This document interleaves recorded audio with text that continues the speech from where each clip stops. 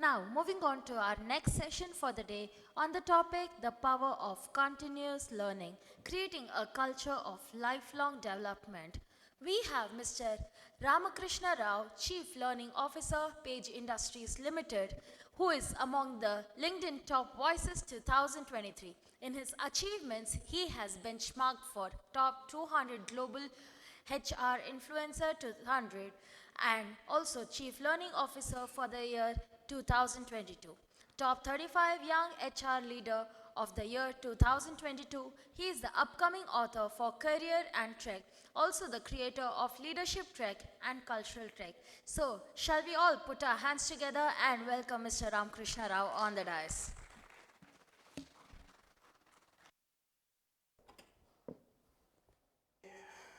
Good afternoon. Good afternoon. Yeah, all those titles are to ensure that this guy is worth some attention. Please listen to him. Okay. Okay, that's how you can connect with me. This is me. You can scan the QR code. We can stay connected. I was already the initial time given to me was 20-25 minutes, cut down to 15 minutes now. So if I go like a bullet train, please don't mind, but I'll see what justice we can do to the topic. Okay. So obviously you would have read the brochure and my title. It all talks, screams, learning, learning. So this is a leading question in a way. So what differentiates a successful organization from the rest? I would like to hear a couple of answers before we move forward.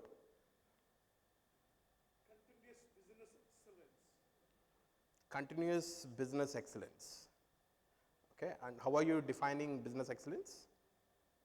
In terms of giving the best to the consumer or service. Okay, so the organization which has the best business excellence is the one which can be the most successful. It differentiates. Okay, couple of other responses. Happy employee, happy customers. Happy employees, happy customers. Okay, ever elusive happy, right? A lot of research on what can make people happy. Yes, yeah. Step-by-step progress towards the vision. Interesting. Yeah. Okay.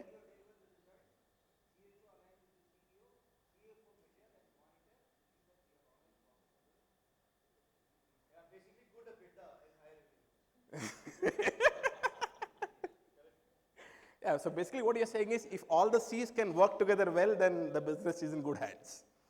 Yeah, and what I have seen is all the C's are good individually, but getting together and working is a $1 million question. Okay, one last response before we move forward. Anyone else? Yeah. Okay, thank you very much. That bullseye for me, as in that leads me into what I want to talk about. Creating culture of continuous learning. Okay. Now, okay.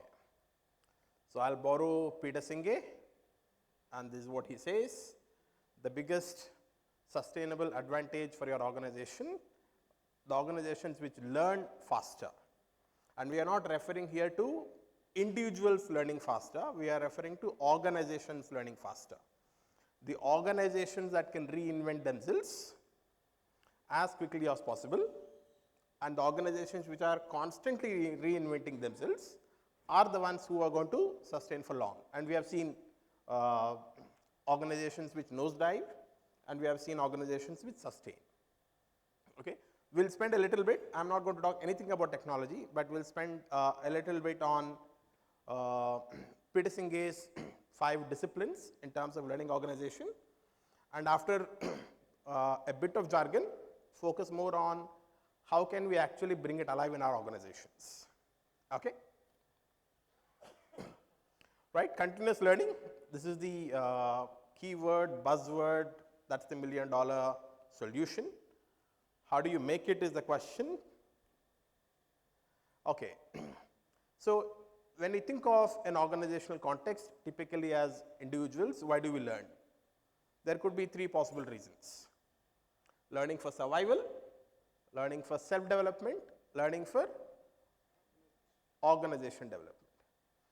Any new job, any new role that we get into, we don't have a choice but to spend some time investing, learning the tricks of the trade, could be a different domain, new role. That's primarily learning for survival. Okay. The most favorite question that I have when it comes to interviews, someone says, I have 10 years of experience, and the interviewer asks, is it 10 years of experience or is it 1 year of experience repeated 10 times? Is there a difference? Yeah, 10 years of experience vis-a-vis 1 year repeated 10 times. So that first year is primarily you are learning for survival. You have no choice but to learn. All organizations have induction programs, certification programs you are supposed to clear, but after that you can slightly trudge along, right? The more ambitious, the ones who are with initiative, drive, want to grow, they learn for self-development. They invest in themselves, even if the organization doesn't have anything formal like an IDP, they invest on their own, upskill themselves and they learn. But the organizations which really thrive is where people are learning with the organizational context, right? The problem many HR folks have is the guy is learning, but the guy is learning something for himself which is totally not aligned to what the organization wants, right? We keep getting many requests.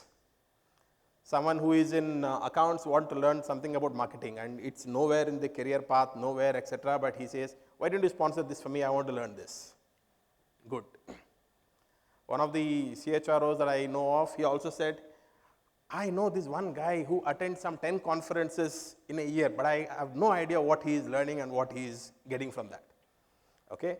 So, are we really learning for the organization, in the direction of the organization? That's the million-dollar question. Why is learning important, even at an individual level?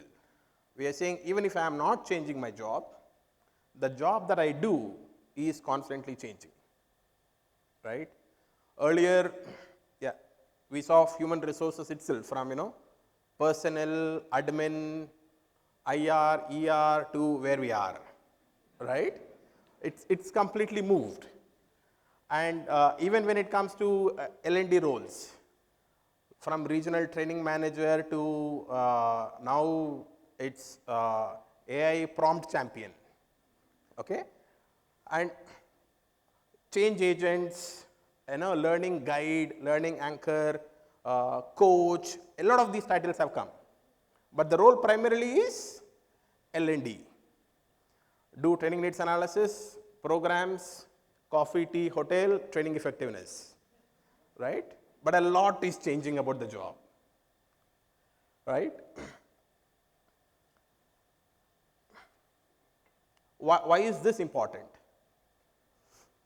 So, if we see from even the current job, a lot is changing, and if someone wants to move up, scale up to different roles, the skill sets required are very, very different.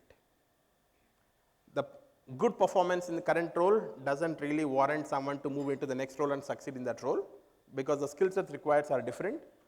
Ability to identify those skill sets, help people build those skill sets more organically, right? And that too not just for 10% of the universe whom we call as talent potential, but if you are if the entire focus is only on 10% of the universe, then your organization is driven only by 10%, right? Whereas you have the other 90%, maybe you can discount the other 10-15% as of bottom as laggards, but you are the meat of the organization. If they are not really focused on learning, engaging, challenging the status quo, then there is a problem. Another interesting research, many of us would have seen this, right? The reasons why people want to move out is because of lack of direction, awareness, investment in terms of their career and development, right? Now, moving on, we are talking about not individuals learning, we are talking about organizations learning, right? And Peter Singh has done extensive research, and there are lots of case studies available on the net. You can see how Coca-Cola as an organization has moved from being a legacy, all of the legacy organizations, conglomerates who have been there for decades more and moving into centuries. All of them are great examples of learning organizations.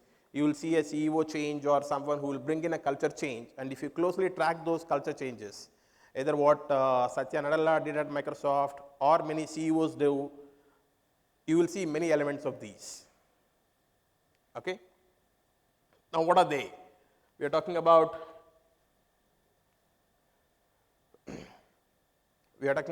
systems thinking. I think gentleman mentioned here, if the 3-4 C's work together, then it's brilliant. So instead of individuals thinking about how can I fulfill my functions KRAs vis-a-vis how can my function contribute to the organization's KRAs, right? It's a big difference, right? So when it comes to organizational learning, it's not so much about the skills. It's about the mindset and the attitude that the organization has cultivated. In that sense, culture. Okay? Systems thinking. So is everyone thinking the larger organization in mind? Number 2, team learning. Are teams learning from each other? Okay, I have an interesting graphic coming up around difference between cooperation and collaboration. Okay, and how that actually contributes to greater team learning, right? Shared vision. How many of us relate to the shared vision differentiates between I am doing a job or I am part of an organizational mission, cause, etc. The sense of belonging, engagement, everything sort of comes towards from that. Mental models. Mental models is primarily about challenging the status quo. All of us, organizations, as we move forward, we form certain perceptions, models that worked for us. There comes a point where what has worked for you will not work for you in the future. We have all heard about those famous statements, right? What got you here won't get you there. But when you have tasted success, it's very, very difficult for someone to initiate change, right? When someone is going through a rough patch, it's very easy to influence and talk about change. When the organization is thriving, if you go and say, now is the time to self-disrupt, let's change, they'll say, have you gone mad? Everything is working fine. And why do you want to change anything now? So very difficult to challenge those mental models. And that's where I'll briefly touch upon growth mindset vis-a-vis fixed mindset, right? And personal mastery and individuals growing on their own. Okay? So a quick recap of sorts. When you talk about shared vision, everyone owns the vision and has the focus and energy for learning. Everyone is aligned to the organization's vision and thought. Systems thinking, where everyone is not working in their functional silos, but looking focused on what can we do for the organization collectively. Personal mastery is commitment towards individual learning through IDPs, etc. Team learning, I'll briefly touch upon that, and mental models exchange unwanted values for new and applicable values. That's about being more agile. Right? Many of us would have come across this. Okay. How many of you have come across this? Growth mindset vis-a-vis fixed mindset? Okay. Almost everyone. Okay.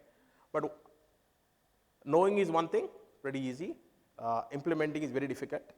Even in the organizations that I have been part of, cultivating growth mindset is something which is very challenging. Right?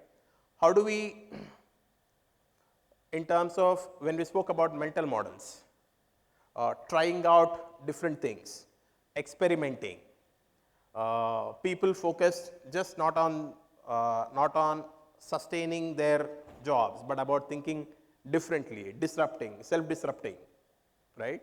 For all of that, the foundation is having a growth mindset. If we don't have a culture where experimentation is encouraged, if we don't have a culture where failures are embraced, mature, responsible failures are embraced, then your innovation takes a dip, right? If you are wondering how all of this is linked towards learning, because we primarily don't learn from books, concepts, courses, we primarily learn from our experiences, right? And if we are not exposing ourselves as an organization, as individuals to different experiences, trying different things and learning from those experiences, then as an organization you are far less agile to something that's going to come and hit you. Either you lead the change or you react to the change, right? So, when you have a culture of experimentation, when you have a culture of learning from each other, what you will see is more of collaboration, right? When you have a culture of functional silos, let's go process, we should not hurt each other's egos, everyone is doing their job, more of status quo, more of compliance, you will have a lot of cooperation, right? So, for us to nurture collaboration, I am not saying cooperation is bad, cooperation is good, we need cooperation. If we need to move from collaboration and maximize with collaboration, then you need a culture where people are open, vulnerable, ready to accept feedback from each other, right? Open to ideas from each other. You don't get into a meeting trying to pitch your idea, but you get into a meeting open to a lot of ideas, open to a lot of new ideas coming up, right? It's a lot about mindset, right? A lot about building a learning organization is not about building skills, competencies, it's about building a culture where people are open to new experiences and new learning, and people are open to embracing failures as a way of life, and knowing that we learn more from failed attempts leading to success. Okay? So, this is the evolution that we see, more from content to context. If we talk about communication skills program, the way the program would operate is very, very different from one table to the other, one industry to the other. A new age industry vis-a-vis a legacy organization, right? So, a lot of context. I've heard the bell twice, so I'll rush through, right? So, a lot is changing, and you see a lot more informal learning linked to performance, resources. It's more of pull. You're more providing the resources, creating the environment, and letting the learning happen, right? No longer learning is limited to classroom, and that's still more fixed, right? How learning has evolved, I'll quickly rush through this, right?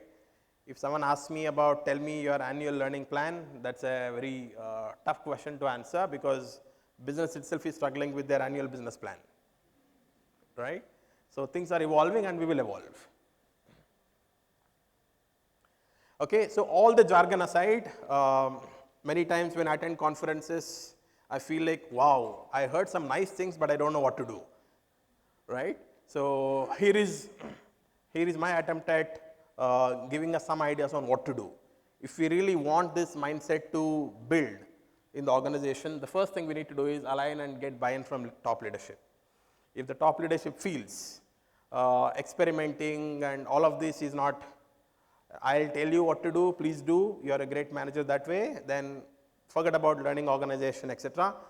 Let's do standard L&D and get along. Okay, start from there, seed the idea of learning organization with the leaders, right?